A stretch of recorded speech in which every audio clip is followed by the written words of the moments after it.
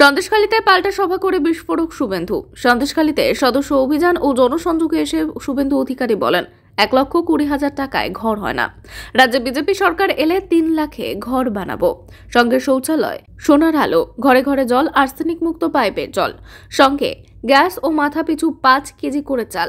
তাই আর 15 মাস ঐক্যবদ্ধভাবে থাকতে হবে। বিজেপিকে আনুন, 3 লাখ টাকার ঘর দেবো বললাম, সঙ্গে শৌচালয় দেবো, নলবাহিত জল দেবো, সৌর আলো দেবো, ইলেকট্রিক বিল দিতে হবে না। বিজেপিকে আনুন, উত্তরপ্রদেশ করব সুশাসন সুরক্ষা, গুজরাট করব শিল্পায়ন কর্মসংস্থান, সর্বোপরি মোদিজি বিকাশবাদ, সব হারবে উন্নয়ন জিতবে। সভা মঞ্চ থেকে রাজ্যের শাসক দলকে নিশানা করে একাধিক মন্তব্য করতে ছাড়লেন না বিরোধী দলনেতা শুভেন্দু অধিকারী।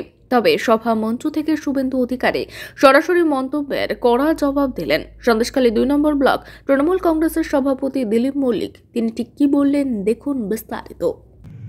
শুভেন্দু অধিকারী আজকের এখানে সভা করলেন, উনি বলার চেষ্টা করলেন যে 27,000 ভোটে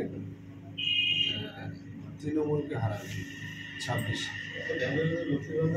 আমরা 2024-এ শুভেন্দু ওই মাঠেই বলবার চেষ্টা করেছিলেন,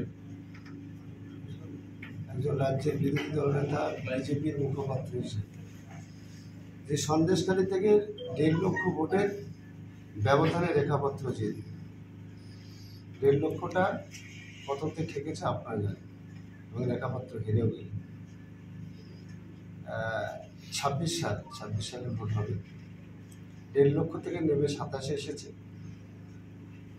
27টা উল্টে কোথায় কোন 27-এ ঠেকবে আমরা সেটা সন্দেশখালীর মানুষ সেটা ঠিক করে রেখেছে। কালকের সভায় বিগত দিন মমতা বন্দ্যোপাধ্যায় এসেছিলেন, সেই সভা তা প্রমাণ করেছে। সন্দেশখালীতে মমতা বন্দ্যোপাধ্যায় সন্দেশখালীর মানুষের পাশে আছেন, সন্দেশখালীর মানুষ মমতা বন্দ্যোপাধ্যায়ের পাশে আছে, সবুজ ঝান্ডার পাশে আছে।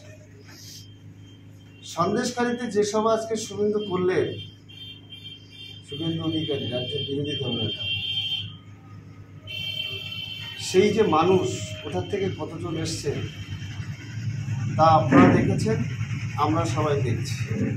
মঞ্চের সামনে 2,500 চেয়ার ছিল, চেয়ারটা ফুল ছিল না। যে মানুষ এসেছে সে মানুষ নর্থ 24 পরগনা বসিরহাট জেলার লোক নয়। ম্যাক্সিমাম মানে 90% লোক সাউথ 24 পরগনা, অর্থাৎ আমতলী। মুখ্যমন্ত্রী কালকের পরিষ্কার এবং সন্দেশখালীর শুদ্ধ সন্দেশখালী ঘোষণা করে গেছে, এবং সন্দেশখালী ঘোষণা করে গেছে।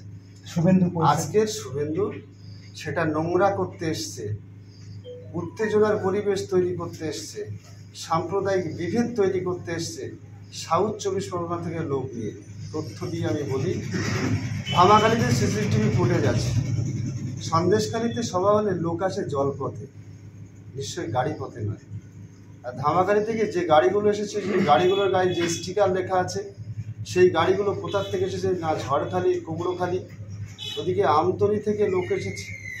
এইরকমভাবে চারিদিক দিয়ে লোক এনে সন্দেশখালী আবার উত্তপ্ত করবার একটা নোংরা চক্রান্ত করছে।